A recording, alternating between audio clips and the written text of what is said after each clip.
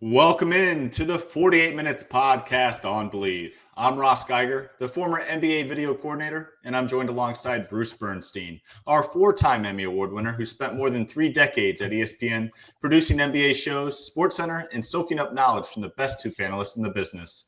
Also joining us is the 2-time Emmy Award winner, Michael Worldby Freer, who's a senior writer at Stat Factor, specializing in writing advanced statistical NBA reports for various announcers across the league. This is episode number 156, the Steph Curry episode, as the Warriors sniper scored 56 points in Orlando against World B's Magic back on February 27th, drilling 12 three-pointers in their 121-115 win. So I do got to ask you, World B, what's more impressive, Curry's 12 made threes or the fact that the Magic scored 115 points? I remember that game very well. Curry was just on fire. It was that when he's going like that, really when anybody's going like that, that's what you pay to see. So, yeah, that was much more impressive. The Magic have had games like that where they scored a couple of points like that. Not many, admittedly, but that night was really – that was all about Curry. He just couldn't be stopped. He certainly couldn't be. And speaking of can't be stopped, that is the New York Knicks. As Game 4 just wrapped up here on Monday night, and the Knicks took home a big home victory, 121-113 over Bruce's Boston Celtics. World B, I said at the beginning, whoever won this game would get the floor first, so I'm going to give it to you. Well, thank you. This is one of the most impressive games they've had at Madison Square Garden in decades. It really, really was. The second half performance when their season you felt like was on the line. If it got to 2-2 and down 14 in the second half, if it gets to be 2-2, it's it's advantage Boston once again, and you felt that way based on how they got blown out in Game 3. All the momentum was going Boston's way, and then Jalen Brunson, the Knicks did exactly what they needed to do. They got the leader, Jalen Brunson, to be the superstar that he has been for the Knicks. And they got a bunch of contributions from a lot of other guys that we hadn't seen a whole lot in this series.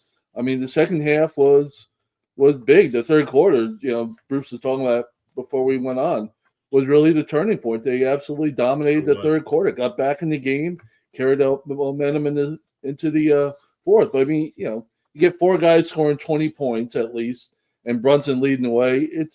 They need nights like that from everybody to have a shot against a team as good as Boston. I mean, you look in the second half. OG Anunoby, 12 points. Karl-Anthony Towns, he had 13 points. We acted like he's been having a down series, and he comes up with 13 in the second half. Mikal Bridges was huge, 14. And then obviously Jalen Brunson with 26 of his 39 in the second half was really amazing. So, yeah, it's feeling good right now, and as we'll discuss, the Jayson Tatum injury really puts a little bit of a dark cloud on this series, not just from Boston, but in general. In general, for sure. Bruce, what are your big takeaways? Well, at halftime, Boston was up by 11, and I remember saying, I put a thing up on Twitter X, the Knicks ought to feel pretty good about themselves right now because they've stayed attached. In previous games, the league would get to 20. This time, when Boston would push the lead up to 13, 14 points, the Knicks would come back, and within 3 possessions, they had it down to 7. So they took a lot of good shots from Boston and kept coming back. But look, in the third quarter, Jalen Brunson basically grabbed the game by the throat. He had 18 points. But as much as he did, it was guys like Karl-Anthony Towns had a nice game, but it was OG Anunoby and Mikal Bridges, Anunoby in the last 2 games played more like Obi-Wan Kenobi than OG Anunoby. But on Monday night, he brought the heat. I mean, he made shots. Tatum had a good night scoring, got a bunch of points on him, but OG Anunoby never hung his head. He stayed in the game. And in the fourth quarter, Bridges was incredibly clutch. So, look, it was just a great all-around performance by the Knicks. And if they get 4 guys playing the way they did tonight on Monday night, they could win it. I mean, they could not only win the series, but they could, because look, they're going to play Indiana. They're not going to play Cleveland probably. So Indiana, New York in the Eastern Finals, that's, New York will have home court. Yeah, they really would. And that'd be quite incredible to have a rematch of that exciting series that we got treated to just last season in the playoffs. Now, with Jayson Tatum, of course, played 40 minutes, had 42 points, really had everything clicking from the offensive standpoint. I mean, he was making contested shot after contested shot. And then, of course, unfortunately went down with that injury where he had to be helped off the court. Wanted to get your guys' early take on that. Bruce, I'll start with you. I mean, are we thinking more ankle or Achilles just based on what you saw out there? I know we're not a medical doctor here, but just what are our early takes on that? I don't really know enough to say. I mean, there have been times guys have gone down and it looked like they were going to be out forever, and they get some treatment and they come back the next game. I mean, I remember a certain Boston Celtic in the 2008 finals being carted off in a wheelchair and was back in the game fairly soon after. Some people were wondering if he was really injured or if he needed to go to the bathroom, but, be that as it may, I don't really know. But look, obviously, Tatum did a lot on Monday night, but, in some ways he giveth and he taketh away. And I'll let World B check in on the injury aspect of it, but I have a word or two to add about Tatum and what he did out there. Yeah, World B, what are you thinking about on the Tatum injury? Well, I really hope it's nothing serious. I really hope he's gets well and as a Knicks fan, obviously it's a benefit to the Knicks to have Tatum on the bench, on the sidelines, but I don't want to see that. Nobody, I never want to see that from anybody. I just, you don't want to see it. Looked pretty bad. I have, obviously we have no idea at the moment that we're taping the extent of it, but it doesn't look like anything minor. And you hope it is minor so he can come back because, before his injury, we talked about it. He was having an all-time performance. That was a legendary performance. He was putting on the board there before his injury. 42 points. I mean, Bruce is right. The whole team really crapped the bed in the second half in three-point range, and Tatum was a part of it. He didn't have nearly the same game in the second half they did in the first. But if you look at it overall, it was just 7 threes, and like you said, guys are in his face. I almost felt bad for Karl-Anthony Towns. They were running everything to set up putting Towns on Tatum, and it was working to perfection. So you don't want to see anybody getting hurt. It's obviously a benefit to the Knicks. And like I said, before that injury, that was a legendary performance at MSG in the playoffs for Jayson Tatum. It was an all-timer. It really was. Tough shot after tough shot. Even getting to the basket, some of those layups that he had in traffic were quite impressive. Bruce, I'll let you get back to the phrase you had come up for in here, this game 4 with Jayson Tatum.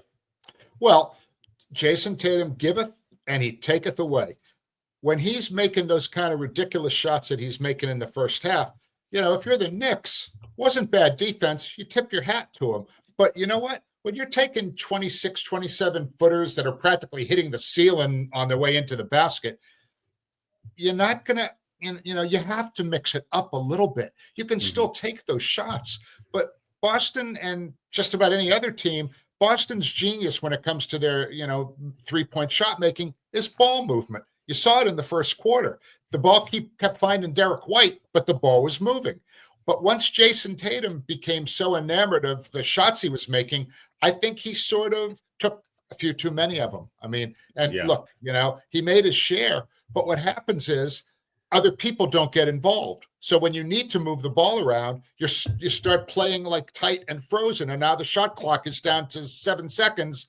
And then he hands Jrue Holiday a hand grenade and he has to throw something up. I mean, when you stop moving the ball, the threes don't fall. I didn't mean to rhyme, but I think it's true.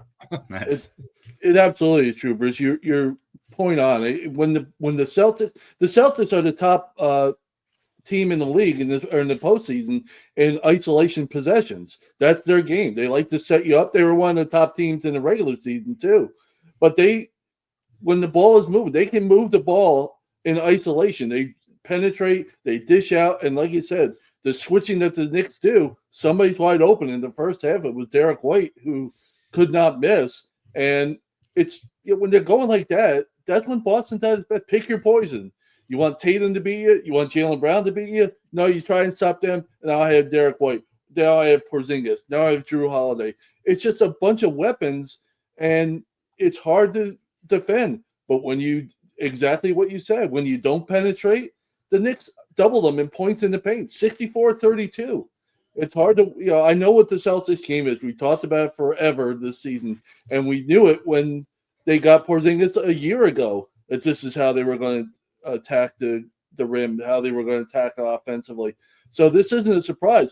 When they're shooting the ball the way they did in the game 3 and the first half of game 4, nobody's beating them. When they shoot like they did in the first 2 games and the second half of game 4, they're very beatable. And that's why this series is 3-1. Yeah, so it begs the question, Bruce. I mean, just kind of looking forward to game 5, whether or not Tatum's available. If he's unavailable in that one, the ball movement could improve. They could be a newer look Celtics from what the Knicks saw here tonight. So just kind of a glass half full approach there. I mean, who do you see off that bench that could potentially step up? I mean, Pritchard tonight played 20 minutes, only scored 12 points. I mean, I would assume he's probably candidate number 1, being a 6th man of the award nominee this year, to certainly go ahead and, provide some scoring in that ball movement. But is there anything else that comes to mind? And are you optimistic that they can hang around in at least game 5 to maybe give Tatum a chance for game 6? Well, look, to me, and again, he hasn't really played, but a guy like Torrey Craig might, maybe it'll be the Torrey Craig game in game 5 because Torrey Craig will guard you, okay? Yeah. And Torrey Craig will mix it up a little bit. I don't know that he's going to start in place of Tatum. I'm guessing that it's going to be Porzingis starting, alongside Horford. But they're going to, look, Jaylen Brown's going to have 30-point game probably, okay? White, this is the kind of game where a guy like Jrue Holiday has a tendency to come up big if they're going to pull out a win, because he is a clutch player. He's a veteran guy. And knowing that there will be more ball movement, he's very good at cutting along the baseline and making those little, pocket passes to guys. So I'm not saying it's impossible for Boston to come out and win game 5, and even the series for that matter. I mean, look, I would give them about a 15% chance of winning the series at this point, which is probably a little bit generous, but I do believe that they're capable of it. But yeah, they're going to, number one, they're going to have to guard the shit out of the Knicks guys.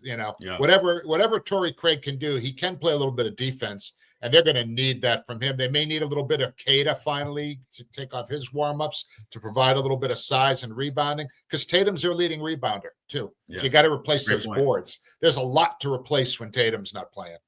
There really is. And correct me if I'm wrong, though, World B. If the Celtics win game 5, in my eyes, the pressure now shifts back to New York to close out in 6, because, boy, you do not want to go back to Boston for a game 7. Absolutely. No, I mean, the pressure is on Boston the Celtics in game 5. Yeah. Absolutely. They have to win the rest of the series, obviously. But yeah, then game 6 would be a huge moment. We'll see what the Knicks are really about. I mean, we've been waiting for them to wilt under the pressure, and they just don't. They don't do it. You saw it in game 3, and so here it comes. And we saw it in the first half of game 4. How are they going to keep up with Boston's scoring, with Boston's offense? Well, they tighten up on the defense, and like we said, they get great contributions offensively from their wings and OG and Mikal Bridges to go along with Towns and Brunson. They're going to need another night like they had in game 4 from OG. They're going to need Mikal Bridges, who didn't have anything going until the second half. So they're going to need these guys again, and that's what it takes to be the defending champion like Boston. I will say this. The one guy on this team, it sounds really stupid, but the one guy that the Celtics just really couldn't afford to go down went down tonight in Tatum. He's just I had such admiration for him, given the criticism he got after the first 2 games. He was facing all the pressure. Now he's, how can we put him in the elite category? How can we make him an MVP candidate? Look at what he did. And then he comes out and dominates in game 3. And then he puts up a performance in game 4. He doesn't change demeanor, he improves his game. But I have so much respect for his game and everything. And that's the one guy, if there was one guy that couldn't afford to be out of the lineup to me, it's Jayson Tatum. No question about that. And before we move on here, I do got to point out, watching this one, seeing Kristaps Porzingis out there, having worked with Kristaps in New York, he just looks like a shell of himself right now. Really looks like he's obviously given his best to get back out there. But, I mean, he's only like 20% of who he really is. And it's kind of painful to watch right now. So I'm not sure if he's going to be a guy that can step up in Game 5, but I would love to see it for KP, because I'm feeling for the guy right now, because I know he's feeling bad about how he's performing.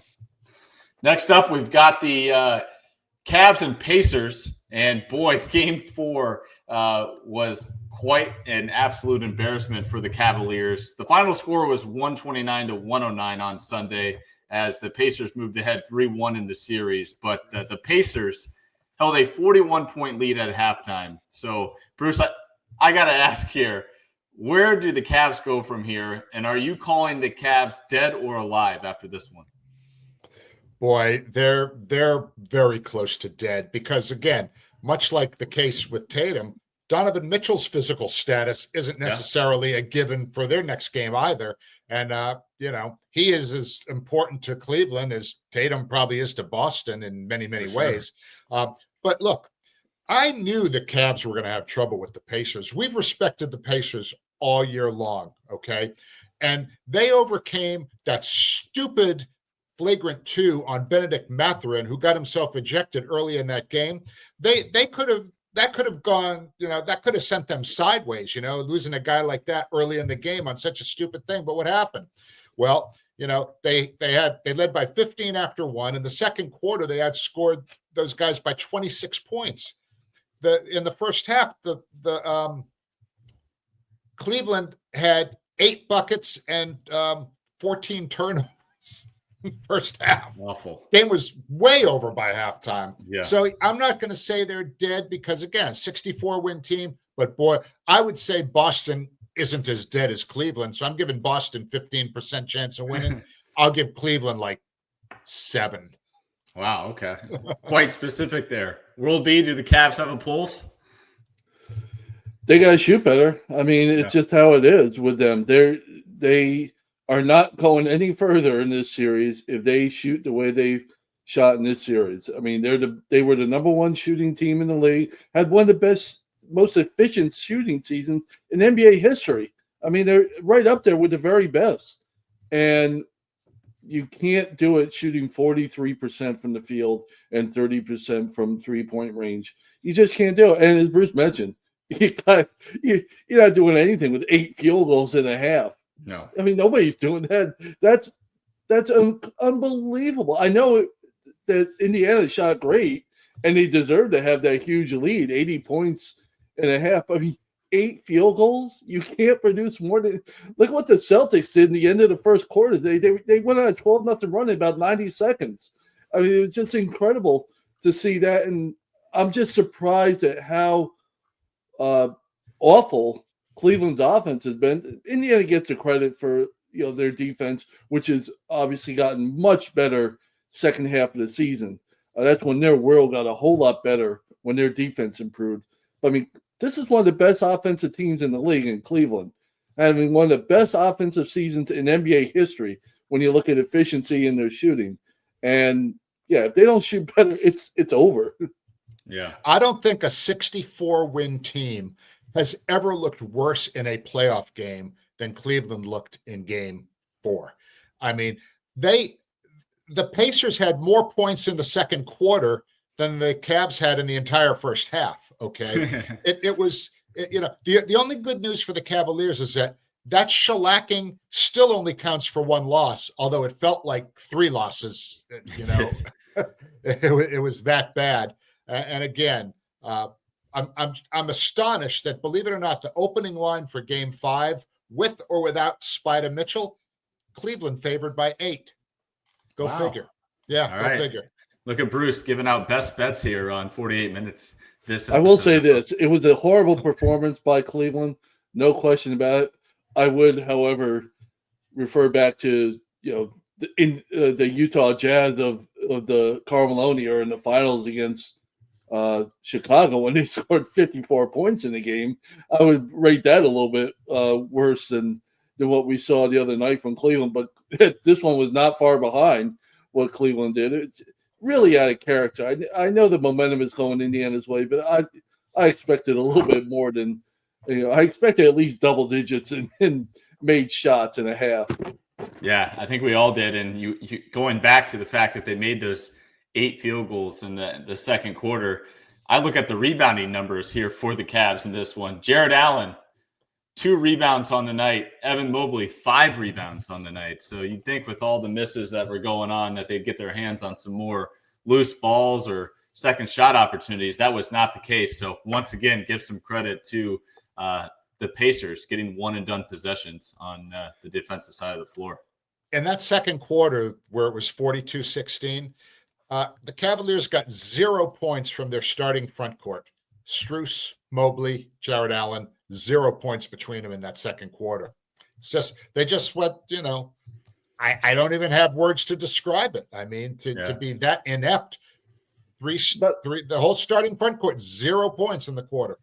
And by the way, Indiana's doing this. They dominated game 3 with Tyrese Halliburton just getting 11 points. Mm-hmm. I mean, it's incredible. 1 for 5 on threes, 3 of 8 overall, and they're dominating this game.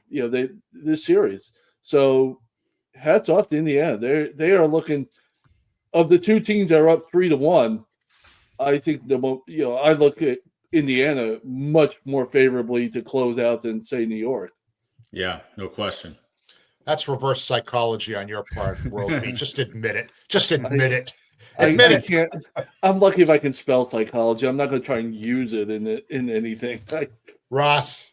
Yeah. This guy's trying to work. I see what he's up to. He's trying to work the site. It's like, boy, you really give me way too much credit here, kids. It's like the announcers, like when they want a guy to miss a free throw after like a home, like regional announcer. The announcer jinx. Oh yeah, he's an 84% free throw shooter, and then he misses the first one. It's like, yes. I'm fine with it. I'm fine with using it, having it work out in my favor. But I promise you that was not my intent. All right, we'll believe you. All right, one last thing about that series. If the Pacers move on, okay, looks like they were, Bennedict Mathurin needs to be on his best behavior because I think the refs are going to start looking at him a little bit. They sure will. Because that was a Bush League move that he pulled in that game. And if he needs to not slip into that kind of Draymond Green BS, which he also recently slipped into again, because the refs will be watching you, Bennedict, so you better mind your P's and Q's out there. Yeah, maybe. I'll tell you this too.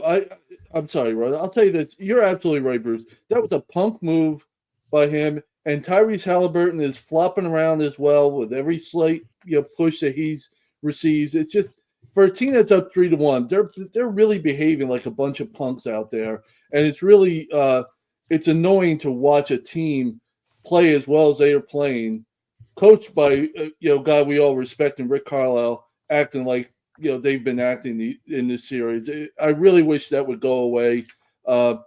Flopping is a problem everywhere. My guy Jalen Brunson is leading the parade on that. But there's a big difference between being a flopper and behaving the way they're behaving. It's really, like I said, they're looking like a bunch of punks out there at times. Yeah, and maybe those were some of the choice words Giannis had for Bennedict Mathurin after the Pacers-Bucks series when they had a little shove at the end there. So interesting thought there. All right, moving out west, the Thunder and the Nuggets continue to exchange blows. Their series is all tied up at 2 games apiece. As the Nuggets won Game 1, the Thunder responded winning Game 2. The Nuggets won Game 3. And on Sunday, the Thunder once again responded, winning Game 4. So, World B, how can the Thunder defend home court in Game 5 and disrupt this current pattern? Continue to play the defense the way they played lately, the number 1 defensive team in the league, and they're showing like it in this series at times, and just get a little bit more offense. They really need this would be a great game to showcase for Shai Gilgeous Alexander to really show out and show it, because he's starting to get a lot of heat here as far as if he's the MVP I know the playoffs don't factor in, but he has not stood out in this series. He needs a breakout game. We're seeing it from Jayson Tatum in Boston. We saw it from Jokic in Game 1 with his performance. We got to see a game like this, and doing it in Game 5 when your team needs to take momentum, carry that momentum forward, would be a real step in the right direction for this team. Bruce? I'm making my first Game 5 prediction. I'm putting the cart before the horse here. Okay. Shai Gilgeous Alexander will be presented with his MVP award before the game. The NBA can't do it in Denver if there's a Game 6, and they won't do it before Game 7 since, A, there may not be one, but even if there is, that would be the league giving OKC a kind of emotional boost before deciding game. So they wouldn't do it then. Also, if Joker were the one who was actually winning it, they would have gave it to him before Game 4 because, again, for some of the same reasons. Game 5 is in OKC. They're not going to give it to him there. Game 6, there may not be one, and then they're not going to do either guy before Game 7. So that's my prediction. SGA gets the hardware prior to Game 5. Now, as for OKC moving forward, they have what it takes to win it all, okay? Because of their defense, all right? They have, Denver found that out in the final quarter in Game 4. It really looked to me like Denver was worn down by all that physical defense. 2 stats make me believe this, all right? Number 1, the Nuggets were 1 for 12 from downtown in the 4th, and they were settling instead of aggressively attacking the basket. Same problem Boston had against New York. But number 2, and I just think they didn't want that smoke, okay? They weren't going to do that. Number 2, they were 3 for 8 on free throws, which to me, again, 1 for 4 from Joker. Those 2 things to me indicate like a boxing match where the one guy keeps hitting you in the ribs. Eventually you drop your hands and you go down. I think, Denver kind of dropped their hands because OKC is a relentless defensive team, and that's why they can win it all. Yeah, they really are. And the other one I would add to your list there of just big things that they did here in this Game 4 was they held Denver to 8 points in the first quarter. Quite remarkable there. I mean, we talked about, of course, the Cavaliers only taking 8 field goal attempts. How about 8 points for an entire quarter with a team that's being quarterbacked by the Joker? Just quite impressive there on the defensive end by the Thunder. I think the Thunder are going to disrupt the pattern in this one and win a Game 5, put the pressure on Denver back at home. I think this one's going 7, fellas. I don't really know until I see the next 2 games how it might end, but count me in for 7 games in this series, and I think it's going to be a lot of fun because so far this series has been a roller coaster to say the least. Absolutely. I totally agree with that. I see it feels like 7 games too, really, because Oklahoma City's offense just can't get going. We know their defense, as you mentioned, has been outstanding, and they just can't get the offense going. Now, if they can't do it in Denver in Game 6, when whether or not they have a lead in the series in after Game 5, this series is going to go back to Oklahoma City, I think, for a Game 7, and we'll see what they have in store. You're absolutely right about this series. It's been up and down, and I really admire the fact that Oklahoma City set up their defense to begging Russell Westbrook to take threes there in Game 4, and it worked to perfection. 2 of 9 on threes for him, and tied for the most 3-point attempts on their team. Denver is not winning another game in this series, and Russell Westbrook is taking the most threes. That's my prediction for the looking ahead. My look ahead for this rest of this series. It's just not going to happen. Yeah, no question. Look, Denver is still a prideful team, okay? They just 2 seasons removed from winning it all. If they can somehow pull out Game 5 on the road, and I'm with you guys, I don't see it happening, but if they can, they could win the series. But if OKC wins Game 5, I think they will win the series. It may take them 7 games to do it, as Ross said, but the winner, OKC can lose Game 5, and I still give them a chance. Denver needs it. Denver's got to win Game 5. But and one more thing about in this series, has anybody upgraded their status or whatever more than Aaron Gordon?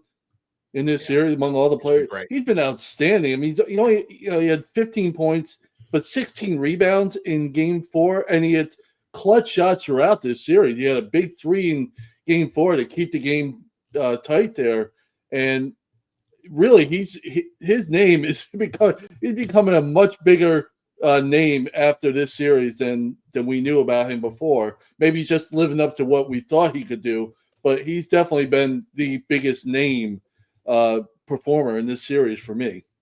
Yeah, he's had a tough year. I mean, sorry, Ross. He was injured a lot of the year. Yep. His brother died during the season. Yep. It was a really challenging year for the guy, but you know what? Again, that's a prideful guy right there, you know. And we said a week or two ago, in many ways, he's like the heartbeat of that team. He's not their best player, obviously. That's Joker, but in many ways, he's almost like one of the emotional engines on that team. And when he delivers points and rebounds as well as emotion, you know, that's why they've been able to do so well. Yeah, I'll say this. I think he's the third most valuable piece to this team's success. I would put him ahead of Michael Porter Jr. in that regard, just because what he can do on the defensive end of things. And when he is rebounding like he is, I think he brings more value to the importance of winning than maybe Michael Porter Jr.'s buckets. Because if you got Jamal Murray, the Joker, and Aaron Gordon going, they're a tough team to stop. But even tougher is to try to beat the Oklahoma City Thunder 2 games in a row, which I don't believe happened at all this season. I'd have to double check that. But I think it happened once, but I can't remember who did it. Yeah, I think it happened too, but at the end of the season when they were blown out in a couple of games in a row. You're right. You're right, Ross. And we got to give Michael Porter Jr. a little bit of slack here because he's playing. He looks like he's playing clearly hurt with a bum shoulder. That's really impacting him. Well, when is he not though? That's true. That's really true. It's not his back. Usually his back. Yeah. I mean, he's really gutting it out there. He's not the player he could be with that shoulder injury, and then he diving on the floor, hitting the floor after rebounds or whatever, and coming back. So they obviously need him. They don't have anybody else besides Westbrook capable of playing extended minutes off the bench. So they need everybody, including him. So I give him a little bit of slack. He's gutting it out there. But you're absolutely right. Aaron Gordon, along with his 16 rebounds, 7 of them offensively. So he's a huge part of, if they can pull this out this series, that he's going to be a huge read. They're not doing it without him. Yep. And as of taping, a pivotal Game 4 is underway between the Warriors and the Timberwolves in the Bay. Steph Curry is out yet again dealing with a grade 1 left hamstring strain. And according to ESPN, Curry did some jogging and some movement into his jump shooting over the weekend. So it seems like he's getting closer to returning. So my question is this, Bruce: can the Warriors stay alive long enough for Curry to be ready to return to action? I don't think so. Yeah. I really feel, I mean, look, everyone will talk about Anthony Edwards, but you know what? Julius Randle has finally found his postseason groove. Yep. I mean, until this year, he had underperformed in the postseason. Some of it was due to injury. I get it. But this year, he's just taken a gigantic leap in Minnesota. In 8 playoff games prior to Monday night, he's averaging more than 22 with 6 assists and almost 6 rebounds. He has embraced his role as Robin to Anthony Edwards' Batman and had his first playoff triple-double on Saturday. And, oh, by the way, early second quarter, Julius Randle has 15 points and 4 rebounds, 5 out of 8, 3 out of 3 from downtown. He is their leading scorer, even well beyond what Anthony Edwards has done early. So Julius Randle, bravo. I mean, that guy's been enormous for Minnesota. Yeah, he certainly has been. World B, what's your thoughts? Can the Warriors survive until Curry can return? I don't see it. Where are they getting the points at the end of the day? Where are they getting the points? They got a great performance out of Kuminga in Game 3, and obviously outside of 30 points, and it still wasn't enough. They just didn't have, our guy Brandon Porzingis just had a horrific game. That's where you can get some additional scoring punch, and he just didn't have it in Game 3, which was disappointing for us who root for him. But it's really bad for Golden State. It's just, at the end of the day, where are you getting the scoring? Their offense, when Curry was off the court during the regular season, was a big gap. And it's just more so Jimmy Butler can only do so much at that end of the court. He's not doing much early on in the first half of Game 4 when they need him the most. Kuminga's really been their offensive guy, along with Draymond Green, of all people, who they needed a better offensive performance in Game 3 and didn't get it. So, yeah, at the end of the day, it's where they're getting the points to make up for Curry's loss. I just don't see it. The man who Ross has nicknamed Bazooka Buddy, it would be a good time for Bazooka Buddy to step up, because that's a guy who can get you some points. So Bazooka Buddy, if you're listening, and you're not, because the game's underway right now, start shooting. Yeah, he had a lousy first half in Game 3 and came alive in Game 4 and kept them in the game, made them come back when they were getting beat. So yeah, he has that ability, but you're right. Game 4, so far in the first half, as we're taping, nowhere, MIA right now again in the first half. You're absolutely right. There's a guy that can pick up the scoring slack that they expect to. Why they brought him into Golden State, just hasn't happened yet. Yeah, I think I'm with you guys. I think the Warriors are done. I like the Minnesota Timberwolves moving on, especially the fact, as you pointed out, Bruce, I mean, once it starts clicking for Julius Randle, they become a much more scarier team. And he could be a factor next season or next round as well. If it is the Thunder, I think he's going to create some matchup problems for the Thunder with his physicality. So keep an eye on Julius Randle and the Timberwolves. Next up, we've got the 2025 NBA Draft Lottery that took place Monday evening, and that took place in Chicago. And boy, was that a surprise for the ages in this one. Just couldn't write a better script for the NBA. Some will call it rigged. Some, will just laugh it off. But the Dallas Mavericks earned the number 1 overall pick in this year's draft. So, Bruce, I'll start with you. I mean, the Mavs got number 1. What are your reactions? And are you going to be that shocked if Nico Harrison says, you know what, we don't want Cooper. Cooper Flagg's not our guy. We're going to go get someone else. Luka Doncic for Cooper Flagg. That's the trade right now. So yeah. So he should be getting Executive of the Year votes now after they won the lottery with 1.8% chance of something wild. Of winning. Yeah. Here's as I was watching it, here's what I was thinking. All right. Historically, the team that has always beaten the odds in the lottery has been the San Antonio Spurs. They've done it 3 times. They got David Robinson in 88. They got Tim Duncan in 96 or 97, 96. And then they got Wemby a couple years ago. So when they made it into the top 4, and then they didn't get the 4th pick, and they didn't get the 3rd pick, I'm thinking,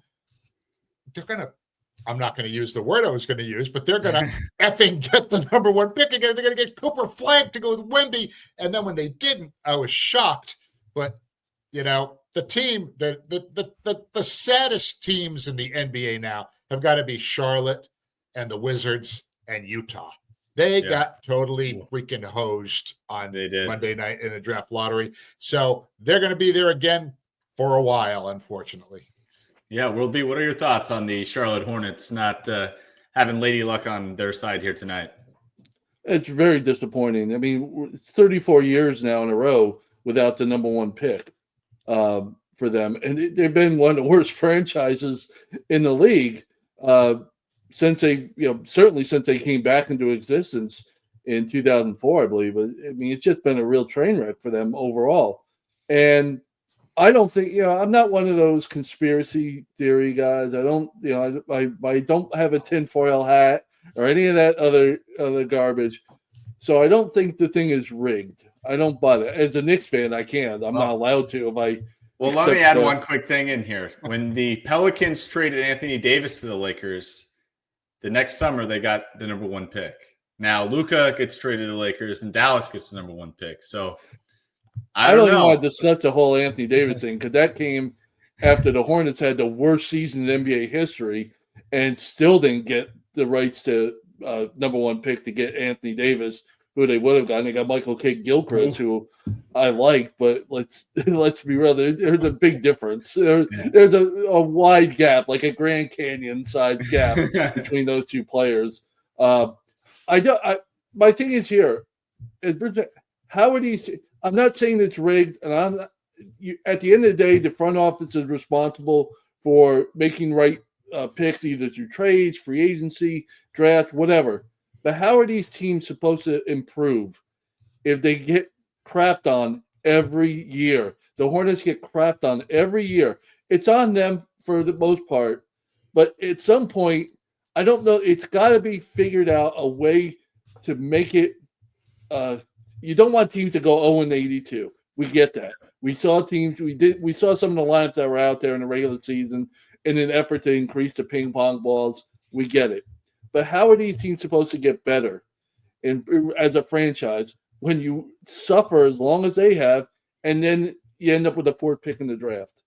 Well, I'll in a say draft this. where the 3 picks are really solid, and now you end up with number 4. I'll say this, who didn't do the draft any favors is a guy that ended up with the 3rd pick in this year's draft. That's Daryl Morey of the Philadelphia 76ers. And I was so thankful they didn't land the number 1 pick after the season they had. Hey, listen, you were talking about the Pelicans before.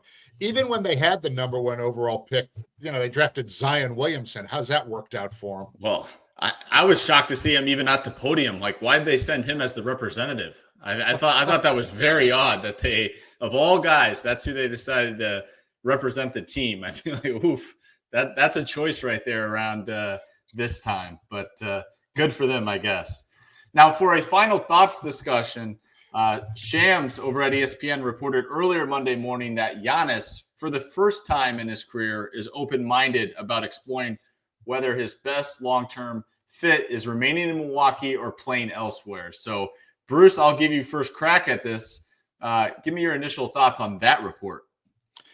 Well, that's why you can't believe what you see in the media unless you hear it on 48 Minutes. We're the only people that are, that nail this stuff down. I mean, look, as we all kind of laughed amongst ourselves, that was not the first time that happened.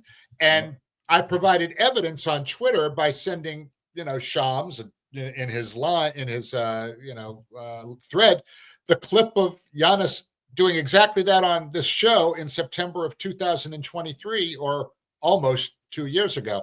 In fact, I even attached it to the segment that NBA Today did on it, so that if he didn't want to believe us, he could believe, Ramona Shelburne, Malika Andrews, and Janae Ogwumike. So Shams, I know you're not watching. Okay.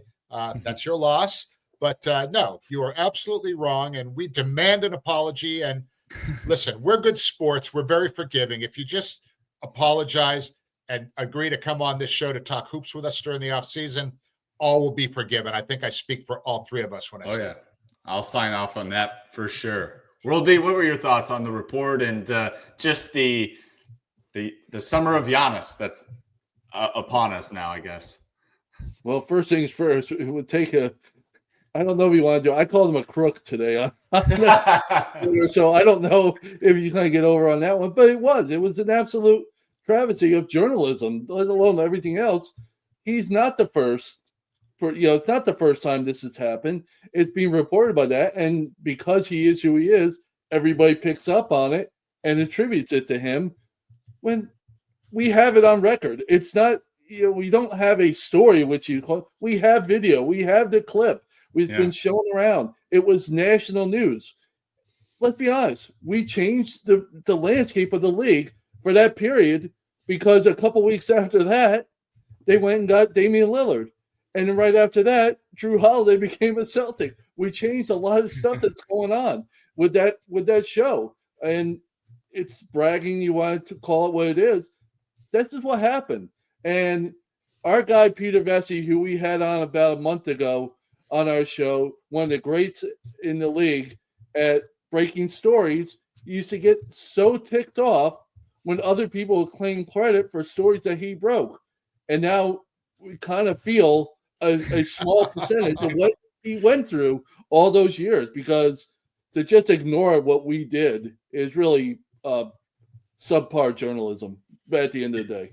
Well, I have good news for you. I was on Steve Sparky Fifer's sports talk radio in Milwaukee earlier this afternoon. He let the record straight. He played our clip live on air while I was being featured on his show. Nice. And then I also provided my thoughts on that, and I want to double down on it here. And I told him my gut is, and I have not talked to Giannis about it, we only talk about family and life and stuff like that. But I think the worst case scenario for Bucks fans is Giannis has a meeting with the team this summer, which was even reported in the Shams story, which I thought was funny. It's like, he's exploring elsewhere, but at the same time, he plans on meeting with the Bucks front office with his representatives later this summer. So I'm like, well, obviously it's not that big of a rush because, he'd be meeting today if he wanted out.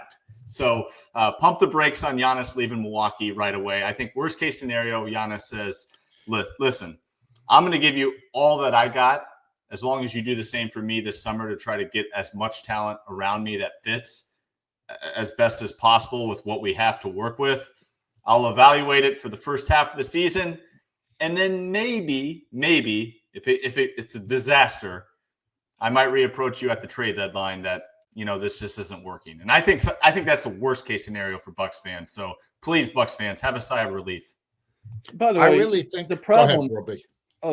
Sorry about that. Go ahead. I think the problem with all this, and from Milwaukee's perspective, is it's very Giannis is the kind of player you very rarely get even return on super duper stars. He's not a all-star. He's not a superstar. He's a super duper star is how I like to refer. There's very few. We saw Luka get traded. Anthony Davis came back, who's another superstar. And you can, the merits of the trade and who won, who lost, that's always debatable. But it's very rare that you get that kind of situation. You're going to have to acquire so many first-round draft picks in order to compensate for the loss of Giannis.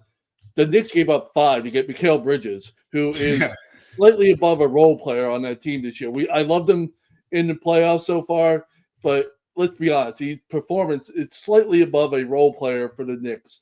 And they gave up 5 firsts for him. What's it going to take to get even compensation for a guy like Giannis? That's the problem from the Bucks standpoint. You're just not going to. So you have to, without going to a complete build. And that's what it's going to take, draft picks or whatever. What player are you going to acquire, superstar, to get even return on Giannis? And if you do that, why you trade him in the first place? And I too was on Sparky Fifer's show in Milwaukee a few weeks ago, and I kind of brought up, well, if Giannis were to be traded, what would be a good fit for him? What would be a good fit for the Bucks? And really, to me, Oklahoma City has the kind of assets that they could offer for him. They have a gazillion number 1 draft picks coming up in the next few years. And if they brought Giannis on board, they would, I'm sure, willingly part with a guy like Isaiah Hartenstein, who's a nice player. He's not going to be like the cornerstone of your franchise. But if you're Milwaukee and you talk to OKC and say, listen, give us Hartenstein. If they have to throw something else in money-wise to make it work, whatever, and then give us 5 number 1s, and you got it, or 6 number 1s, or whatever the most number 1s you can give, because that would allow Milwaukee at least a chance to rebuild the team over a period of time, because not all of those number 1 picks are going to be Oklahoma City's. There's a Philadelphia pick in there somewhere. And I know that there's some other, lesser teams picks in there somewhere. So to me, if I'm Milwaukee, look, I know Giannis is very emotionally attached to Milwaukee. They love him. The fans there would react like the Dallas fans did when Luka got traded, if they ever did trade Giannis. But they have to know in their little heart of hearts that what they got around him, they have an aging Damian Lillard who's got an Achilles injury. They've got an aging Bobby Portis who's a nice 6th man, and some younger guys. Some of them might be decent role players, but they are not going anywhere. They're a play-in team next year with what they have. So go for it. If Danny Ainge was Milwaukee's GM, I guarantee you he'd be looking at a deal like that for Giannis. To just retool the whole team and get a useful big in Hartenstein, because OKC would have to give him up. When would he play if Giannis were on their team? Yeah. The problem is too, it's really tough I totally agree with you, Bruce, but it's really tough from Milwaukee's perspective because they're not too far removed from winning the title. And the expectations for this team just a couple seasons ago was a title team. We thought they were going to win the title, or the favorites, right before the Celtics acquired Jrue Holiday. After Damian Lillard came along, they were a championship team. They were the team that was going to make the finals. And now you're going from that to, as you said, just admitting that we have to just break it all down and try and build it back up again and hopefully get a Giannis-like player in the draft that nobody else saw that we take a chance on. And it's really tough because you're not so far removed from that title team just a few seasons ago. To go from that to a rebuild in such a short time, that's got to be tough for Milwaukee as a franchise and their fans. Most definitely is. I mean, he's the greatest Buck of all time, and I don't think another superior talent's going to be walking through that door anytime soon, quite like Giannis. So we'll have to wait and see on that. Long summer to come, having to hear about the Giannis rumors that are out there. But as for this edition of the 48 Minutes podcast, that will do it. Thanks for tuning in. We'll be back with you next week to be sure you're up to date in 48 on all things around the association. Take care, everyone.